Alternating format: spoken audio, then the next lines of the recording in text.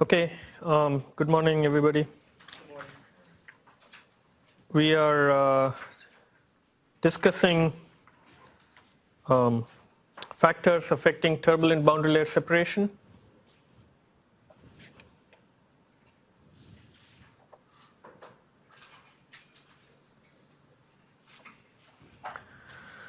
So we talked about these two factors, and we are going to wrap up this topic by discussing the effect of upstream history. Before I get started though, are there any questions? How's everybody doing on homework 1? Codes are working? Struggling a little bit. Okay. I mean, things to look like they'll get sorted out, or is there something you want to discuss? I have a question with the CM values. So the CM values, they come in negative, and does that indicate the airfoil is producing on the front of back? Yes, most normal airfoils will have pitching moment coefficient that is negative about the quarter chord. That means, yeah, in some sense there is more lift. The lift behind the quarter chord causes more moment than the lift in front. So most normally cambered airfoils will produce negative pitching moment. That part is, there's nothing wrong there. I just have a question about the velocity distribution. Yes. I understand if you want to do an absolute value and how that relates to how X-Foil plots it out. But what my question was is the way that the chart's set up is it's a percentage of chord.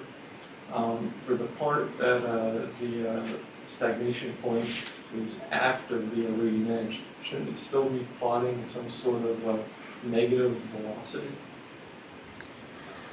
Okay, so the question relates to velocity distribution, and I think I talked about how X-foil, the way the tables are set up, you will, if you just plot UE over Vinf, it'll probably plot something like this, right? And this is 1, something like that. But this is how the data file is set up, like this.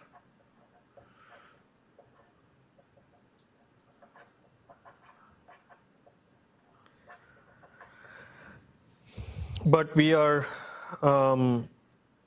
in the habit of plotting velocity like this. This is same as V over V infinity, right? So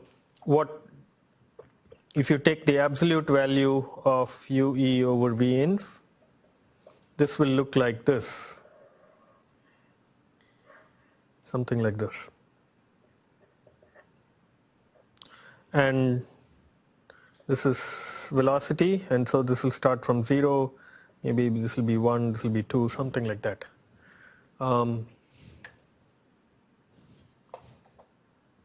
Okay, so your question is, in this part of the airfoil, so this part of the airfoil, should it be negative or not, or? It should be negative to indicate that, yes, we're on the lower half of the airfoil. But it's actually going the opposite direction of the rest. It's all a matter of sign convention. We declare, so our sign convention for this plot, and this is normally how people do it.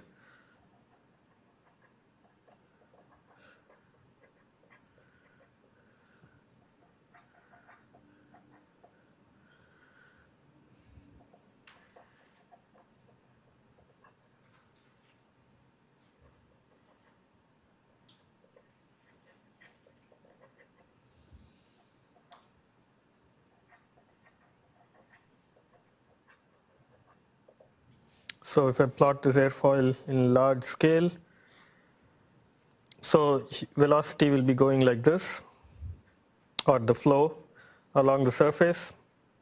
If it's attached flow, And all of this we consider as positive. I mean, there's nothing stopping anybody from calling this as negative, but that's not how we're doing it. Okay. Okay. Yes? One more question about shear layer versus boundary layers. When you have a separated flow just on the upper surface, is that a shear layer or is it still a boundary layer? Or is it both?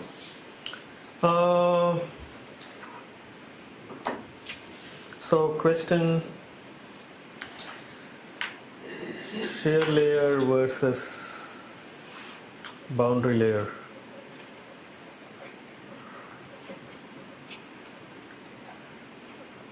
There might be a pretty rigorous kind of distinction between the two, but I'm not sure I can think of that off the top of my head. So when a separated boundary layer ends up forming a shear layer, at least the way I think about it. But there are also shear layers that have nothing to do with boundary layer. So a shear layer is, I think, broadly speaking, so if you have fluid flow and if you have a shear layer essentially separates a region of faster flow from a region of smaller flow, and this will usually have vorticity in it. Right, so this is a thin shear layer, so this may be considered as an inviscid approximation to a thin shear layer.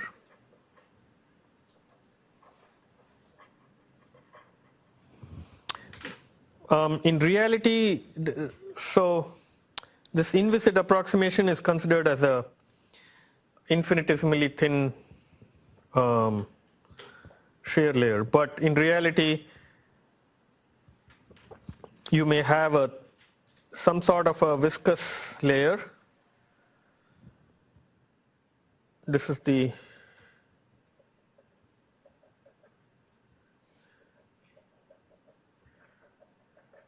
in which you will have some sort of profile. So maybe you will have velocity like this here, and then it will gradually go to something like this.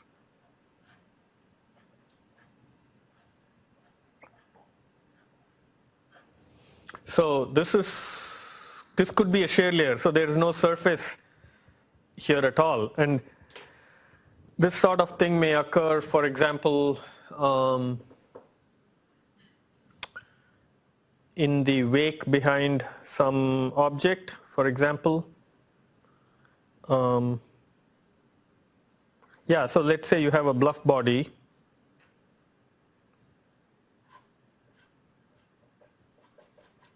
and flow is coming like this, and so on this side of the bluff body the flow is not being obstructed, and on this side the flow is being obstructed, so there's going to be some flow slowdown on the top, right? So that's a shear layer. A boundary layer is something like, we've already talked about boundary layer, so let's talk about separated boundary layer.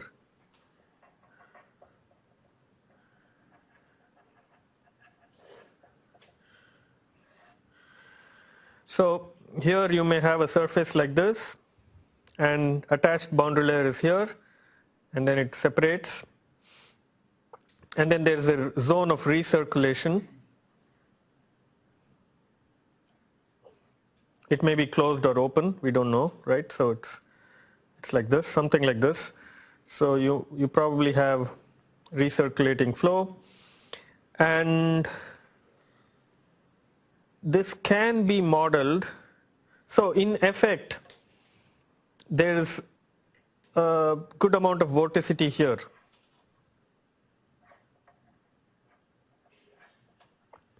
So essentially this part behaves like a shear layer because you have faster flow here and you have slower flow here. that eventually actually becomes reverse flow. So if you take a velocity profile cut, you get something like reverse flow, and then some sort of flow like this, right? In this cut. And so you have I think this is like the edge of the shear layer, and you have a lot of vorticity usually present here. So this part has got a lot of vorticity, and so it's almost like this vorticity in effect kind of lifts off and goes like this. So this is what we sometimes refer to as a shear layer, but it's also, if you take the whole thing, it's like a separated boundary layer. So maybe I'm not capturing all of these differences correctly, but this is what I can think of right now. Okay.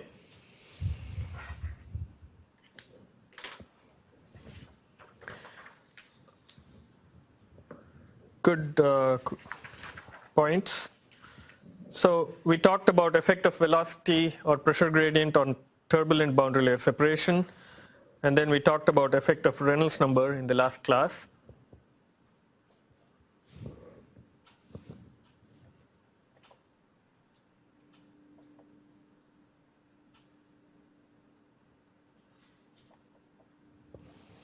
So now we'll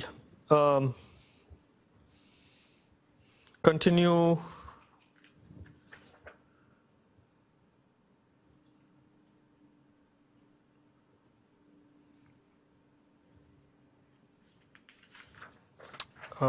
okay, one second. So let me get my pages sorted out.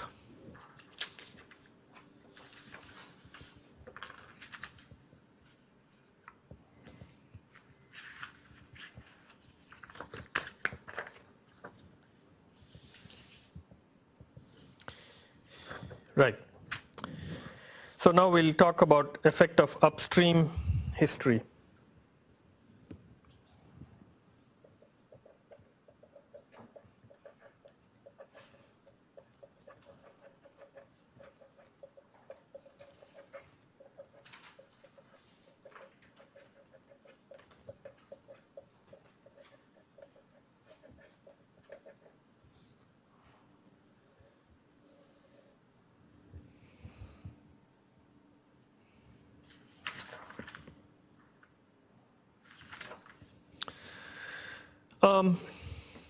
So this is most easily discussed using an example. And the example that I'm familiar with for this is the example of a canard airfoil.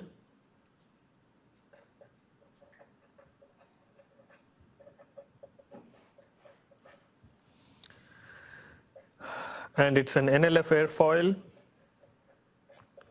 of fairly high thickness to chord. So maybe something like 15% plus. Okay, so the airplane is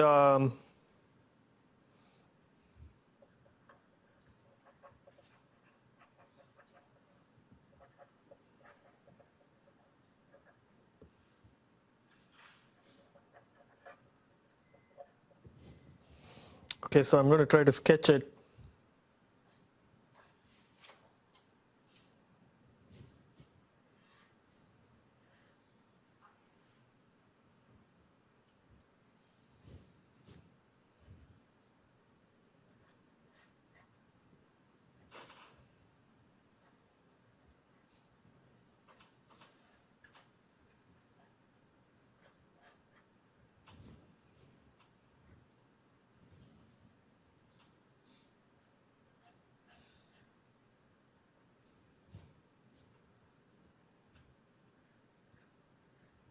So here is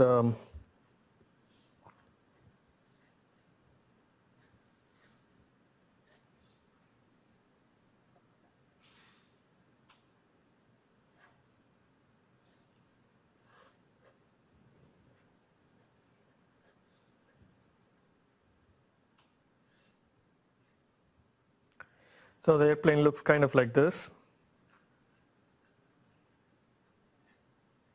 And then here's the propeller. Well, look up Rutan long easy and Rutan very easy and Rutan Voyager. These are all Burt Rutan designs. The Voyager was an airplane that was the first airplane to go around the world non-stop, non-refueled. And so all of these and some others are all Canard configuration airplanes. So this particular airplane is a two-seater. So you have one seat that's here. It's one seat behind the other.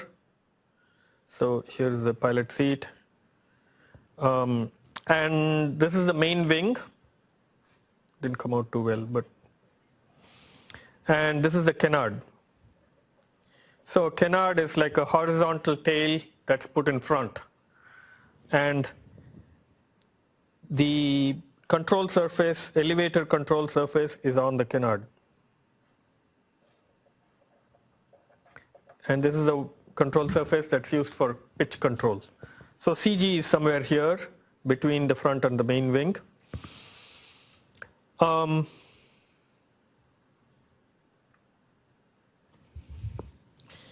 Okay, so some of the very early versions of the very easy and the long easy, I'm not sure whether it happened on both airplanes or just the very easy, but one of them or both had some problems when this airplane flew in rain.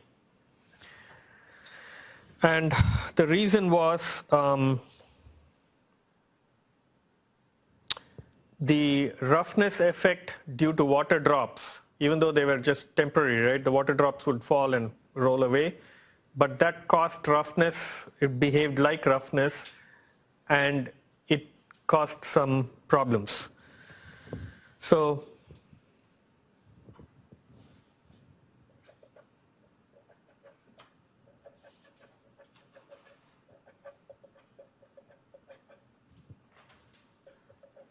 and they later sorted this out, but it's a nice example to illustrate what we are talking about.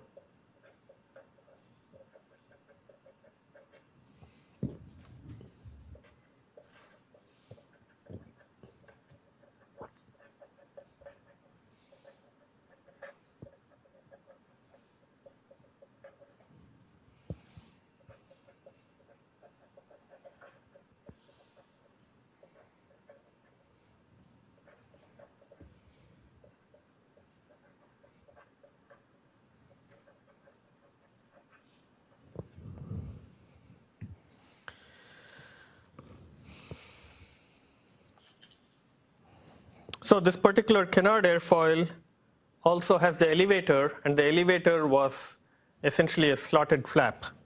So it looks like this.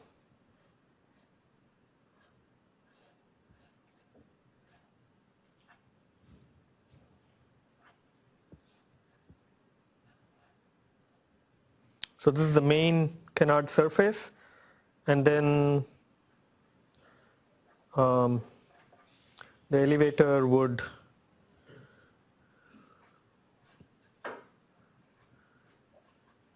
look like this, and it had a hinge. Let's say the hinge was here.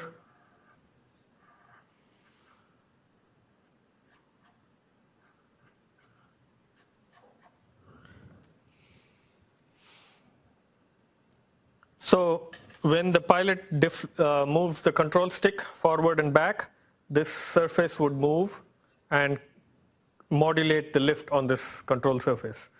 And so when the pilot moves the stick back, you want a nose up pitching moment. So this elevator would go down and it will pivot about this.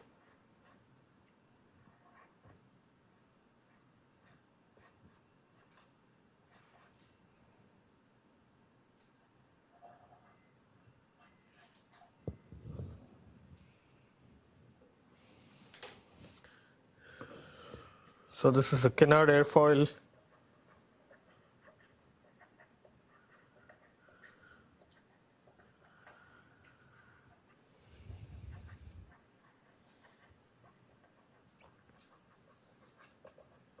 So in effect it causes a slot.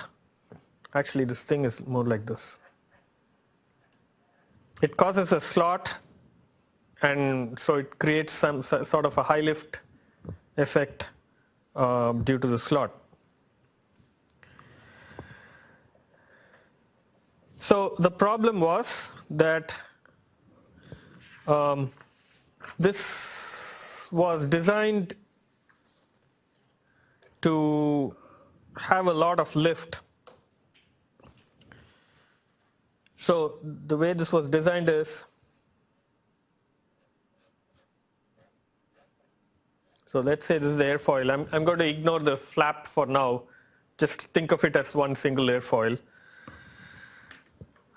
So this was designed somewhat using a high lift airfoil design philosophy, and so the boundary layer, starting off as laminar, and it's designed to have natural laminar flow in the front part, and then transition here, and then it would become turbulent boundary layer, and the turbulent boundary layer would, go to the trailing edge.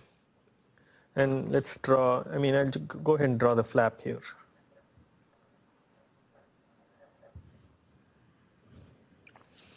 So this turbulent boundary layer, in some sense,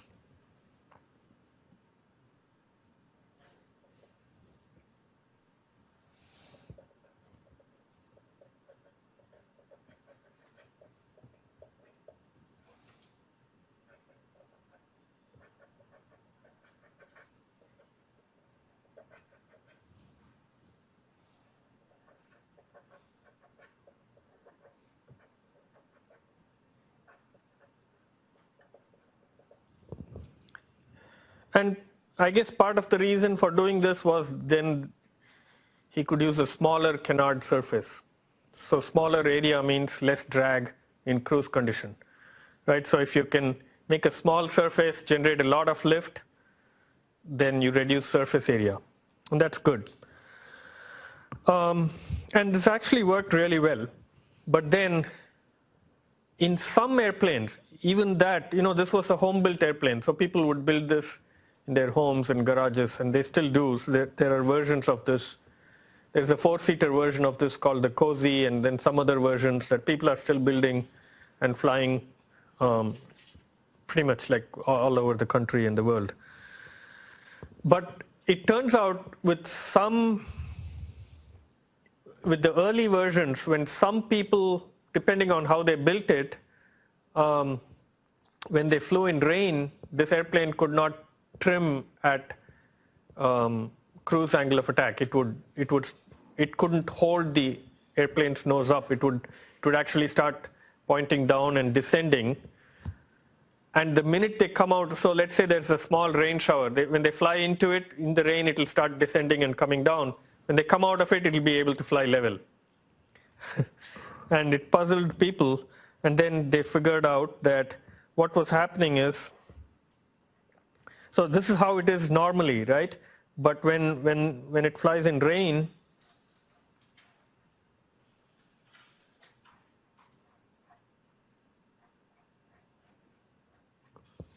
so the rain, let's say that the rain is like a roughness element.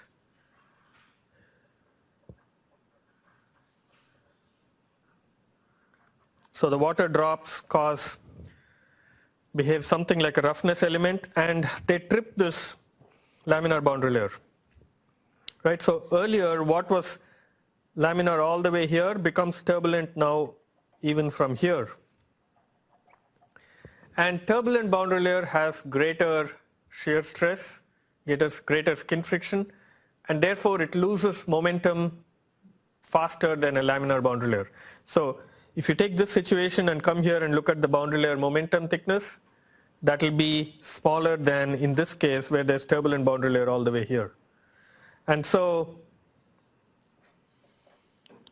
by the time it comes to this recovery region, and this even here the boundary layer is somewhat near separation, right, even with all the laminar flow. Now it has lost more momentum, so by the time it comes here, it's not even able to stay attached, and it causes, it becomes separated flow.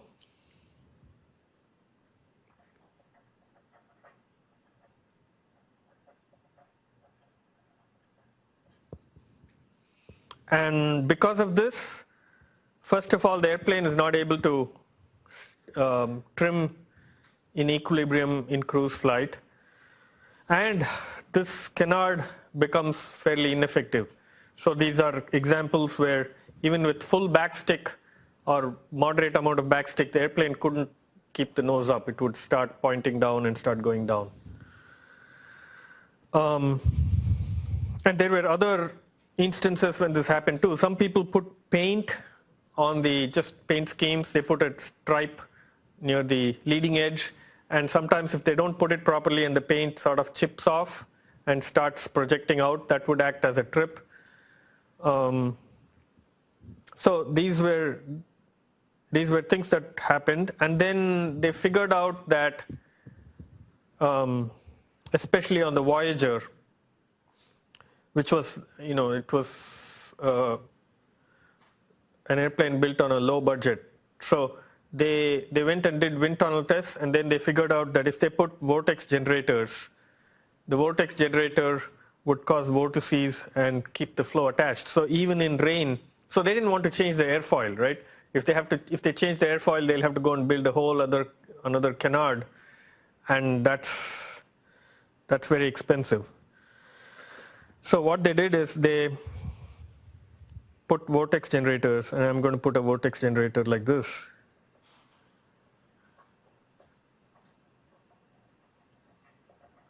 And so let's say this is roughness. So now, even if it's turbulent,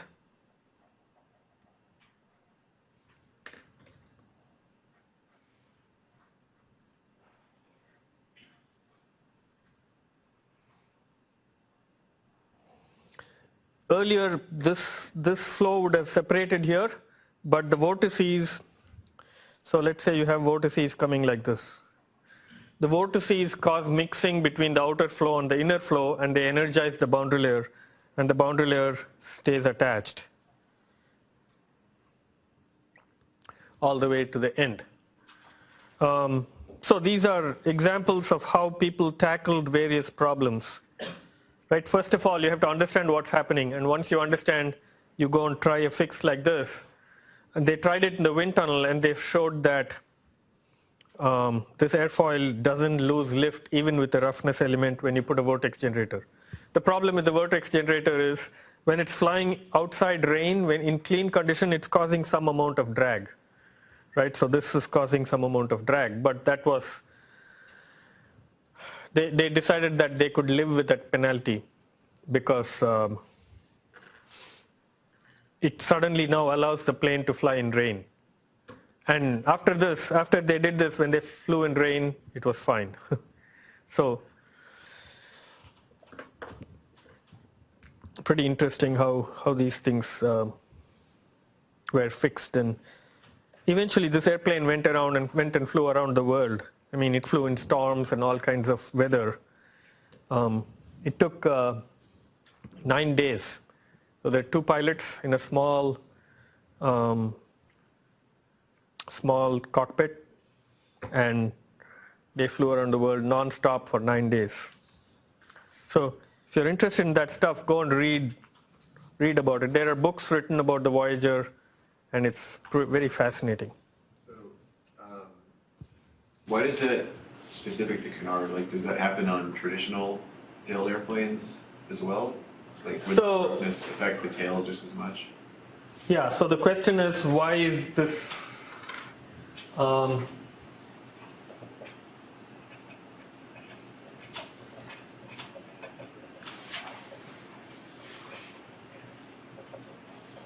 crop up on canard airplanes?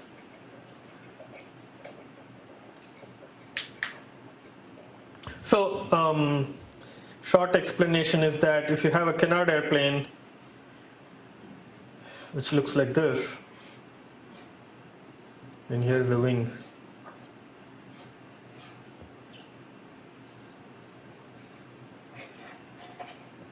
Right, so now you have both wing and canard producing lift because the CG is here. And if you did not have the canard lift, you have only wing lift, which will cause nose down moment, but then the canard lift causes nose up moment and the airplane is in balance. When, let's say, the canard loses half of its lift, suddenly you have nose down pitching moment from the wing, which this cannot compensate because of bugs and rain and all that. And so it's not able to trim. So this is designed to be, this was designed to work only if the canard is generating a significant amount of lift. On a tailed airplane, for example, so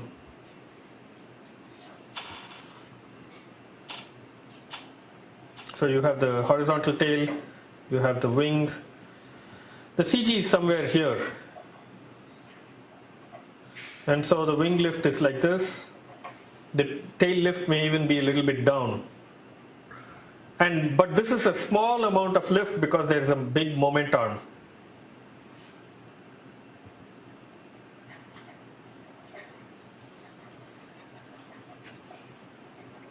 So the tail is not producing a large amount of lift. It's only producing a small amount of lift compared to the canard. It's not highly loaded. So this is operating at a higher CL, whereas this is not.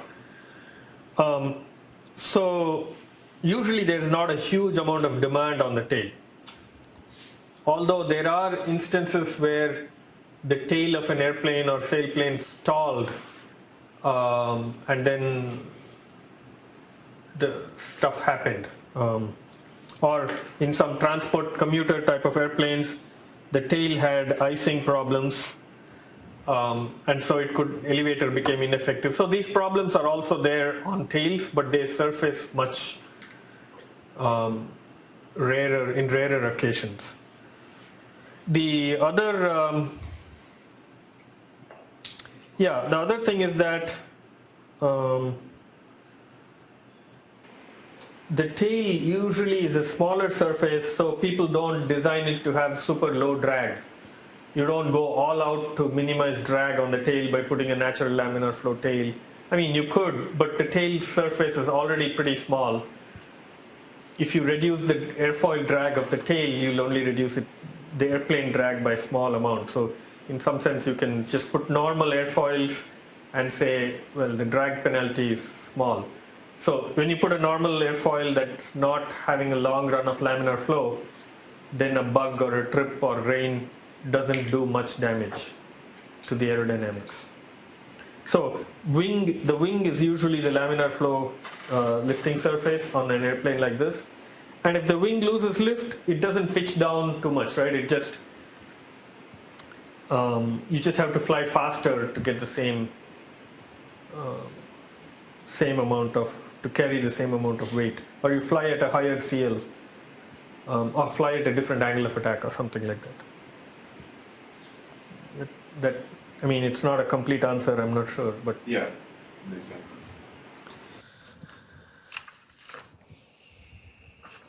okay. So that's, in some sense, concludes our discussion of boundary layer characteristics. What we're going to do now is synthesize all this into how airfoils are designed for various applications.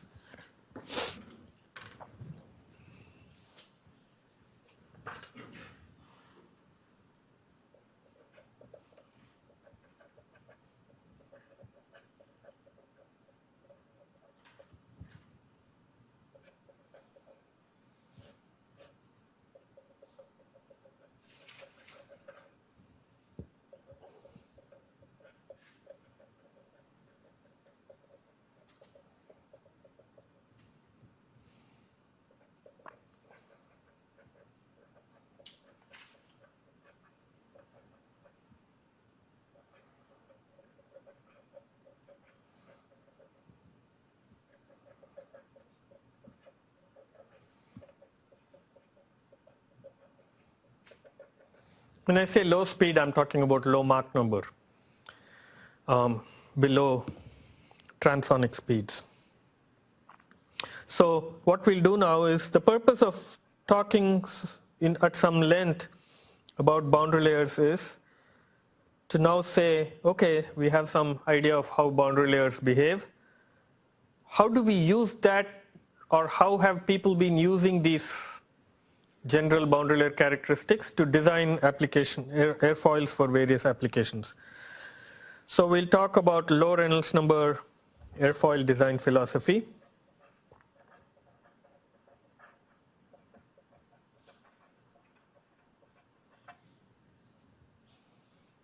And then we'll talk about NLF airfoils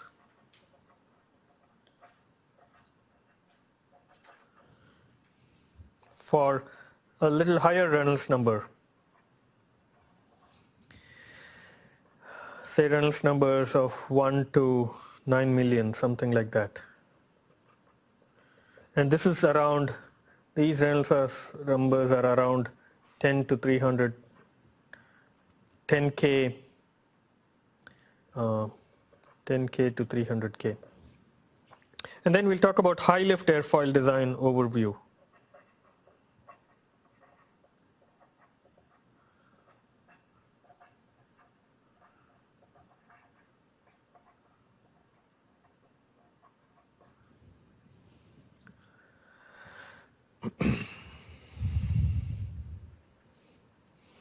Okay. Let's talk about low Reynolds number airfoil design.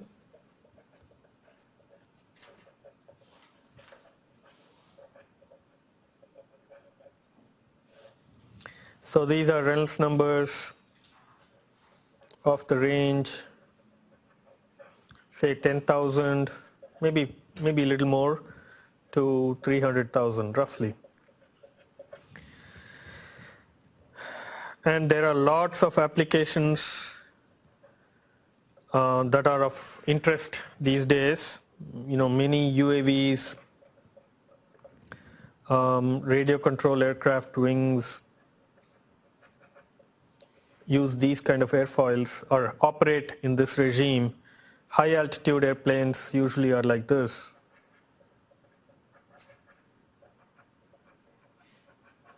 And then many small wind turbines have low Reynolds number operating conditions.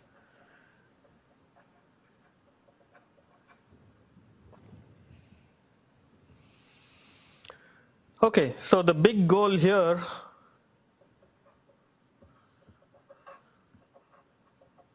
in these airfoils is what? What's the driving fluid dynamic behavior at these Reynolds numbers? Keep the flow attached, but more specifically, what happens in these airfoils? Yeah, so laminar separations and laminar separation bubbles almost always occur at these Reynolds numbers. So we saw how when you have low Reynolds numbers, the laminar boundary layer is very stable, it does not become turbulent, and when it encounters adverse pressure gradient, it separates and then becomes turbulent, forms a laminar separation bubble. So the main goal in the design is to avoid, if possible, or at least minimize the impact of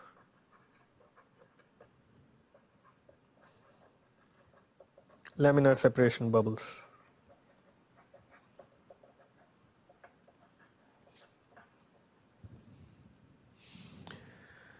So that's pretty much what we are going to focus on for this sort of application.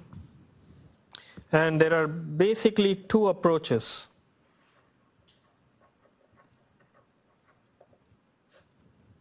One is use of a trip or turbulator to force transition.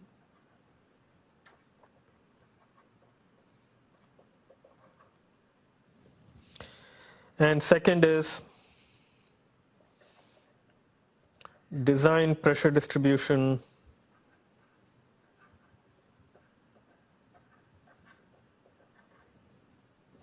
to minimize the bubble.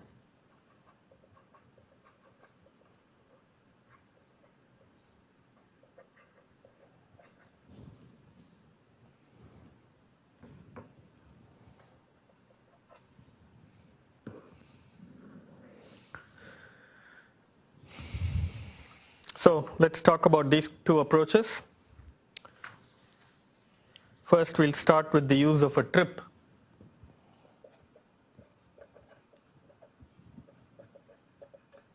Trip is also called turbulator.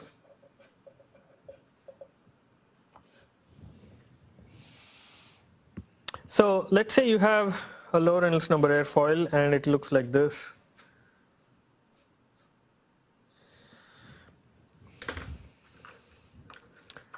So because it's low Reynolds number, we have talked about this a few times, you have laminar boundary layer which does not want to become turbulent, and so when it comes to the adverse pressure gradient, it just separates, right? And then it becomes turbulent, and the turbulent boundary layer reattaches quickly and becomes a turbulent, or turbulent shear layer reattaches, becomes a turbulent boundary layer. And this is where transition occurs, and this is the laminar separation bubble. This is the LSB, and in this sketch the height is exaggerated for clarity.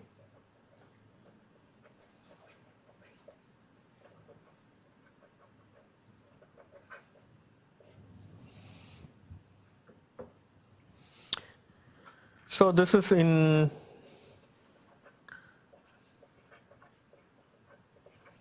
or clean condition. Clean airfoil or smooth airfoil, if you want to call it that. So the problem with this is that it causes pressure drag. And so ideally you'd like to get rid of it altogether if you can. And one way to do that is with a trip.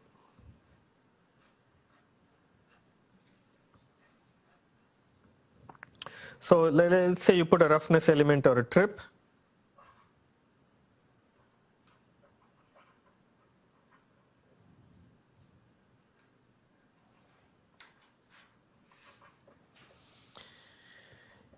In that canard example, we saw how the roughness actually made things worse, right? Here people go and actually put roughness because they want to cause the laminar flow to become turbulent before it comes to the laminar separation bubble. So here you have laminar flow, it encounters this trip, and so the trip essentially triggers waves inside the laminar boundary layer, and if they are of sufficient intensity, that will cause turbulence a little downstream, right? So even though the trip is here, the laminar boundary layer, because it's really stable, this is low Reynolds number, it will continue to be laminar, but earlier it went all the way here maybe, but it will become turbulent at this point.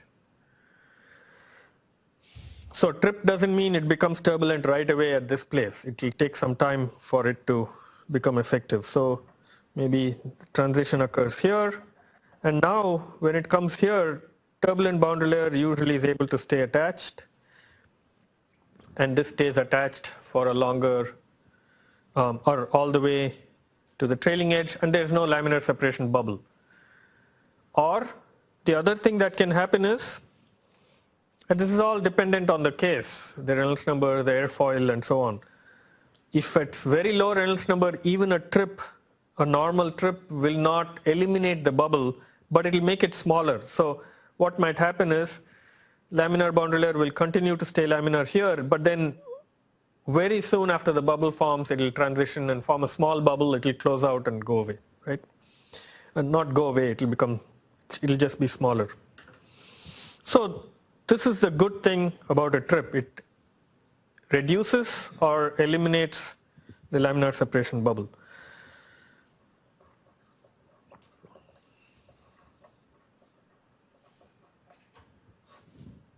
So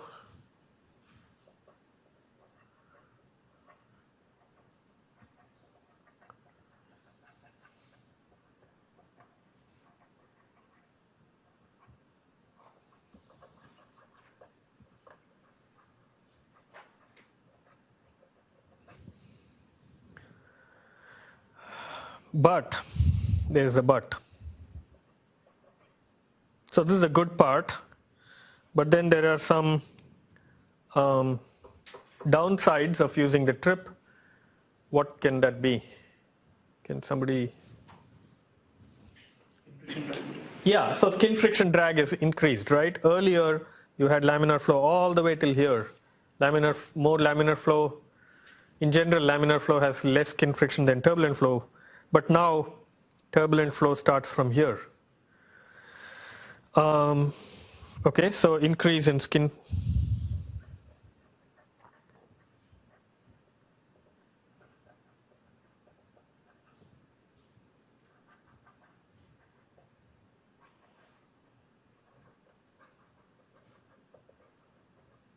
What else?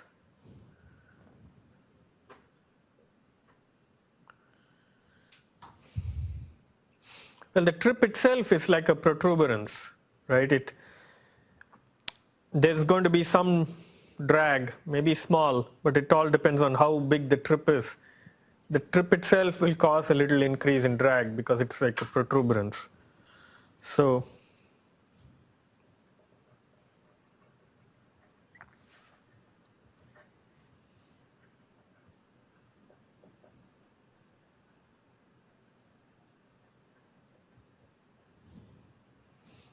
that's what they call it. They call it a protuberance. It's like a thing sticking out into the flow. So these are the sort of drawbacks of using a trip.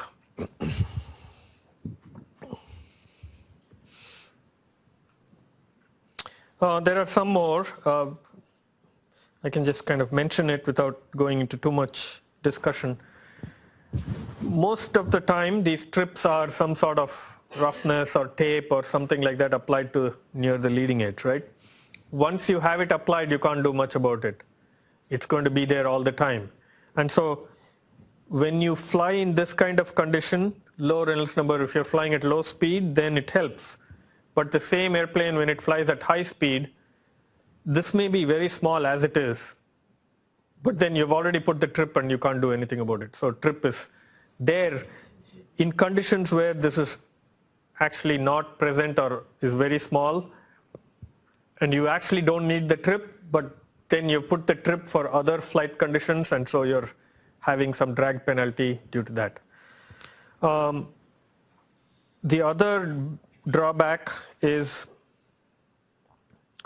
that the best location for a trip is not always at one place. So if you, for one flight condition, for something like this, maybe you want the trip, maybe sometimes it will be helpful to put a trip here, just a little bit upstream of this bubble, right? But then the bubble itself moves with angle of attack. So at small angles of attack, the bubble may be here. At larger angles of attack, the bubble may be somewhere here. So if you put the trip sort of optimized for one angle of attack, at some other angle of attack, the bubble may be even upstream of the trip, and the trip won't do anything. The trip will do all the bad things, and it won't do all the good thing that it's useful for. So those are some drawbacks. I mean, everything is a trade-off in design, so this is one of those things.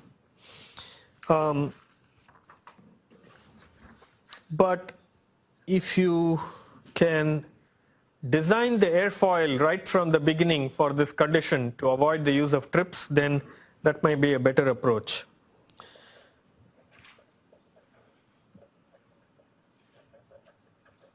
So most of the time, this better approach works, and that is go ahead and tailor the pressure distribution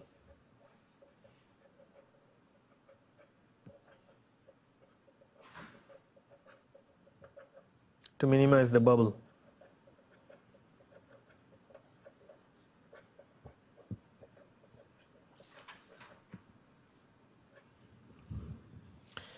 So what you do then is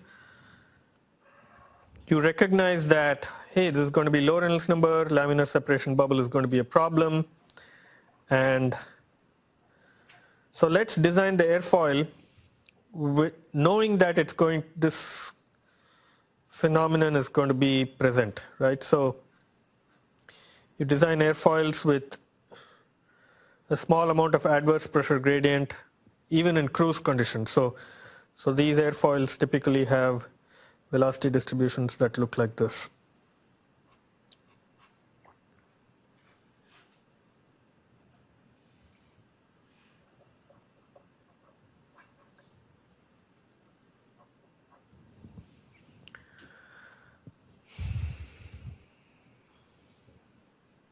So recall that one of the factors promoting transition in a laminar bubble, in a laminar boundary layer is adverse pressure gradient.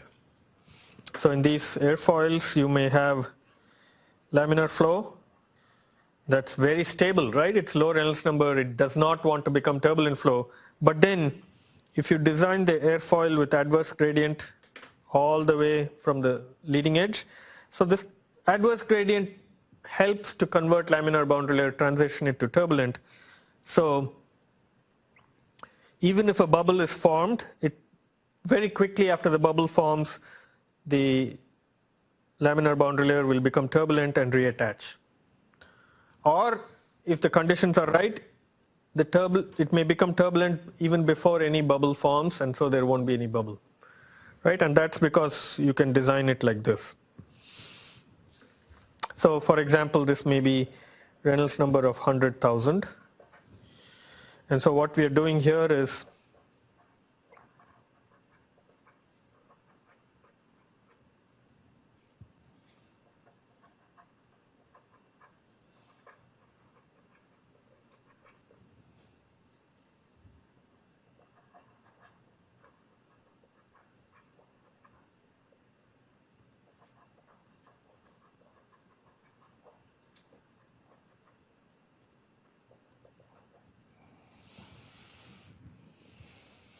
and by doing that,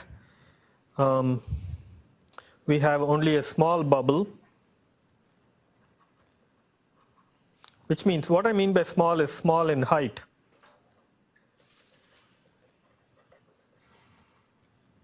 Small bubble results because the laminar boundary layer is closer to transition .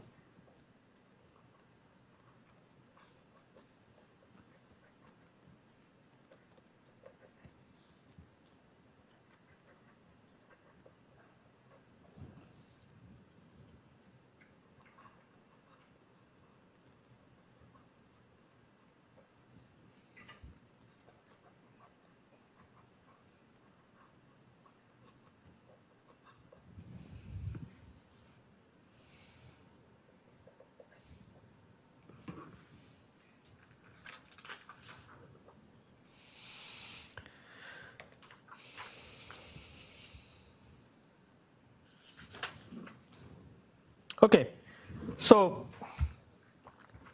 this is what you have to do if the Reynolds number is low and laminar separation bubble is the sort of dominating fluid feature. But when you go to higher Reynolds number application,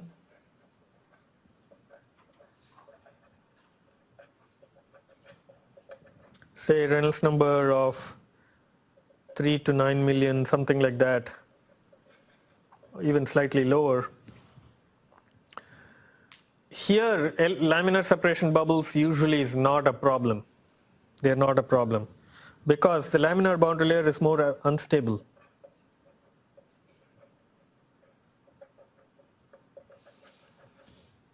So even naturally, the laminar boundary layer easily becomes turbulent. So here the goal is to keep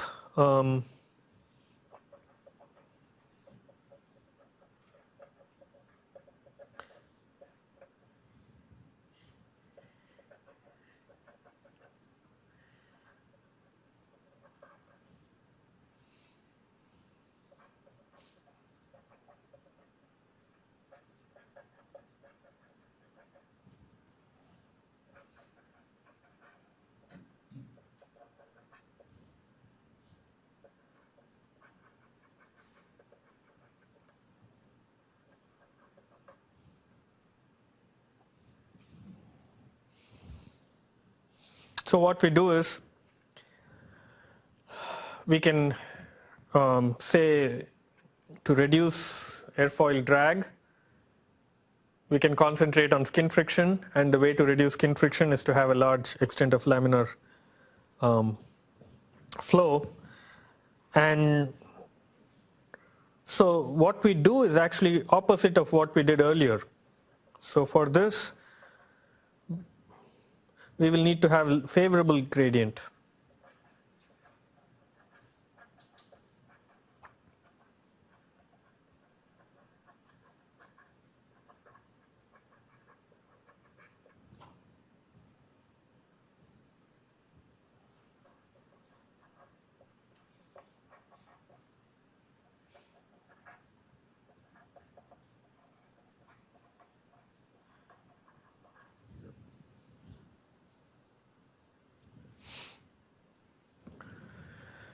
So earlier we had adverse pressure gradient because we wanted to encourage the laminar boundary layer to become turbulent.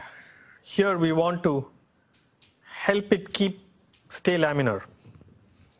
So velocity distributions become more like this.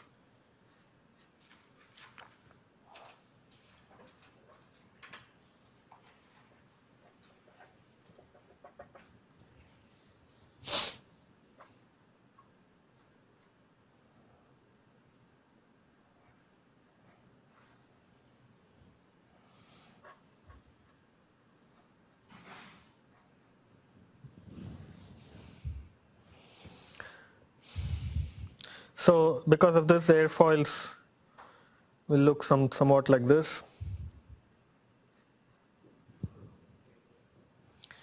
And transition will occur somewhere here. So this is velocity. Right, so this part has favorable gradient, and here too. And so up to this point you'll have laminar flow.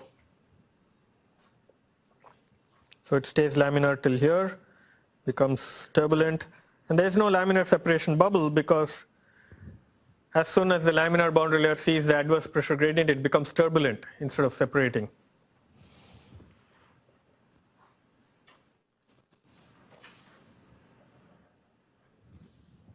And you could extend this. So for example, instead of 50%, you could take it to 60 or 70. There may be some other reasons not to do that, because eventually the airfoil pressure distribution has to close, because the airfoil itself has to close. And so if you keep pushing this laminar flow to 60, 70, then you have smaller region in which to close the airfoil, and that may cause turbulent boundary layer separation, or it may prevent the airfoil from getting high CL max. So there may be some other reasons because of which this is normally kept to 50 or 40 or 60 depending on the application. But the idea is push this downstream as much as possible. And so this is called the pressure recovery region.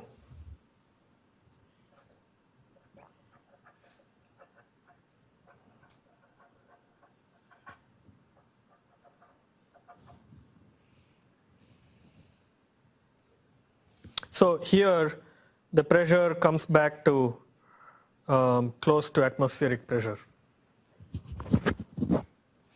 So the applications for this,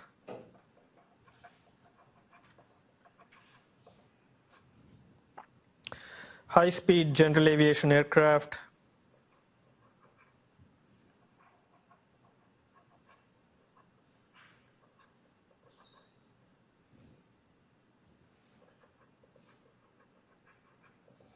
small like personal jets and business jets, small jet aircraft,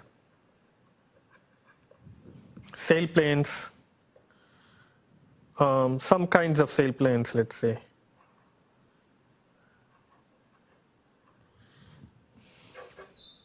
And maybe there are others.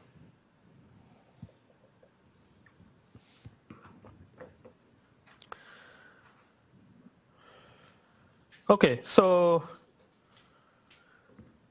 then there are a whole bunch of applications that fall in between these two. So we talked about low Reynolds number, higher Reynolds numbers, and of course there will be something in between.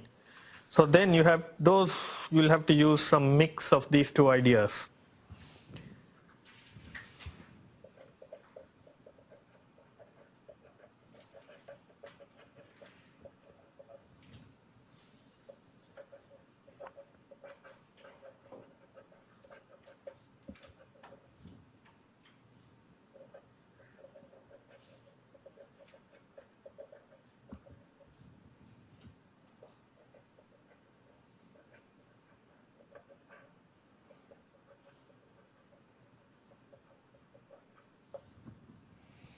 So for example, Reynolds number of 500,000, which is same as 500,000 to 3 million, let's say. You can't nail down these Reynolds numbers because it depends on the airfoil also. So depending on the thickness, it can be in this range. So applications may be small, low-speed general aviation airplanes,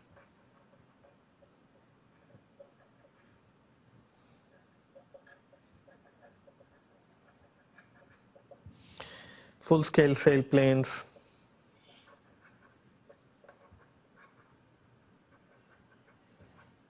and so on. So these are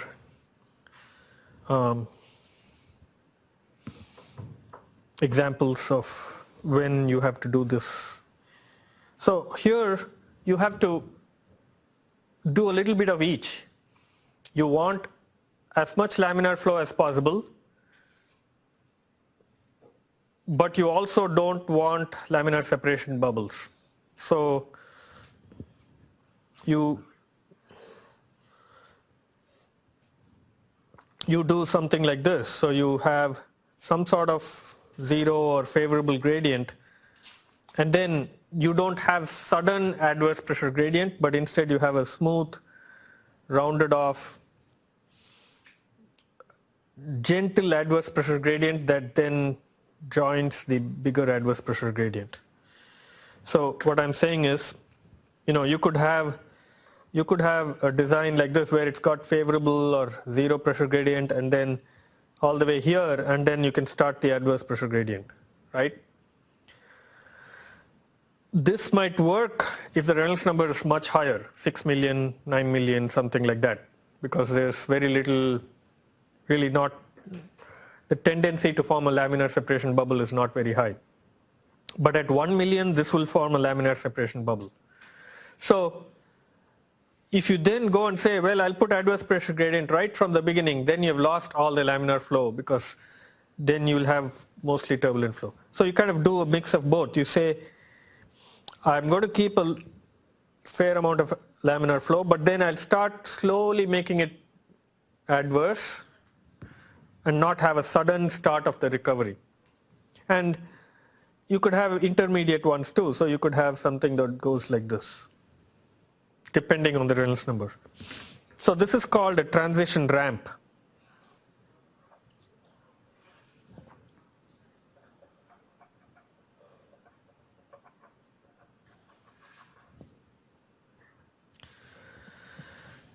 Sometimes you can even go all the way and say, well, I'll have a transition ramp that looks like this.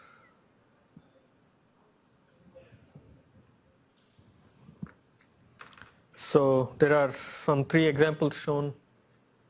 11:30, right? When does the class end? Okay, so we have time.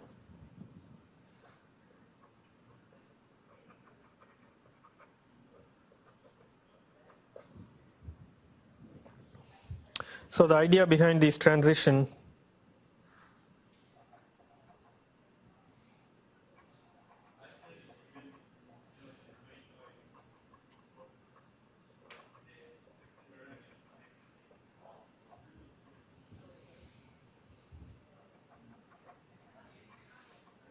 do you mind shutting that door? It's kind of keeps me wondering if I'm going beyond time. Thanks.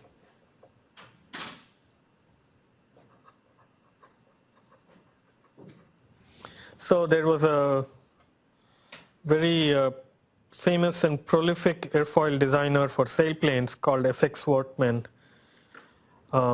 He's a designer like in the 70s, I think, 60s, 70s, 80s, that time. He's a designer of the FX series of airfoils.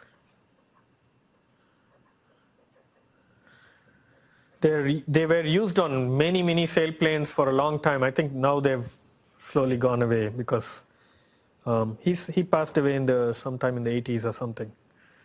But when he was doing a lot of work, many of his airfoils were used in lots of sailplanes. So to kind of explain what a transition ramp is, a transition ramp is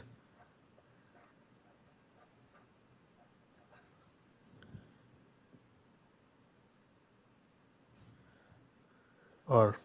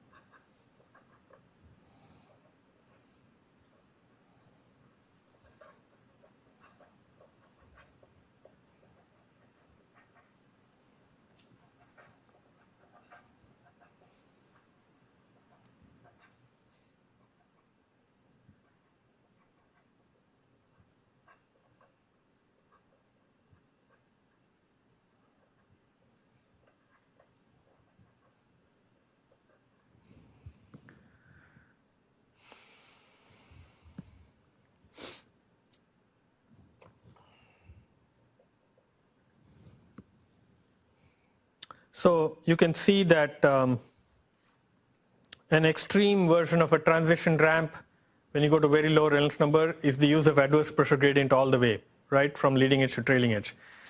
But then when you go to high Reynolds number, you can make the transition ramp almost very small or zero, and then you'll get this. So it's just a kind of a combination of those two design philosophies. Okay, so we've talked a little bit about how you use all these boundary layer characteristics or knowledge to design airfoils for low Reynolds numbers, high Reynolds numbers, intermediate.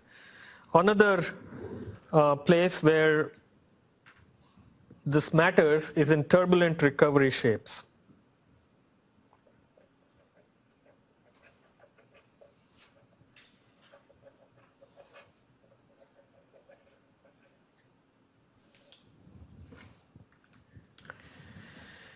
So this issue is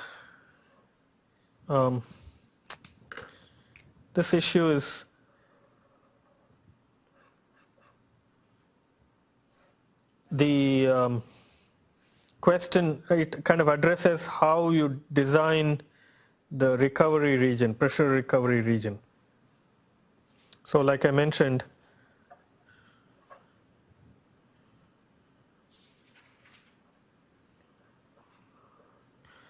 so this region is called pressure recovery region.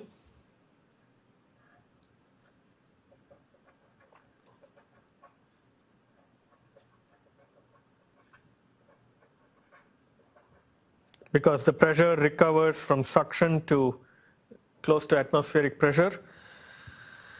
And how should this be shaped? Do you want it like this? Or do you want it like this? Or do you want it something like this? Or do you want it even more like this? Right? These are all pressure recovery shapes. And the airfoil shape is also going to change in accordance with what you do here. So let's say you have the airfoil that looks like this. We're concentrating mostly on the upper surface for this discussion. If you give a bulging convex kind of recovery, you might have the airfoil shape going like this. And if you have a very concave recovery, you might have an airfoil shape that looks like this. And I think I drew an intermediate one, so I'll draw an intermediate one here. So earlier you had shapes going from A to D. That's how the airfoil also will kind of look, A to D. And this value is typically around 0.9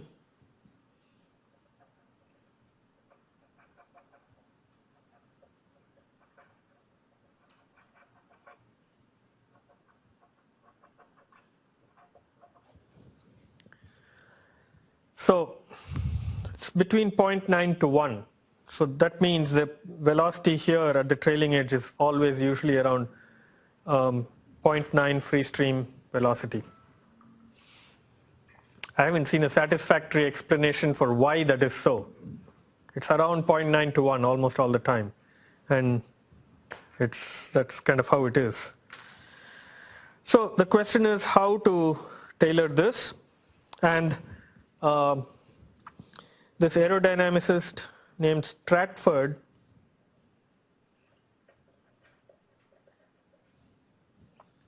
found recovery shapes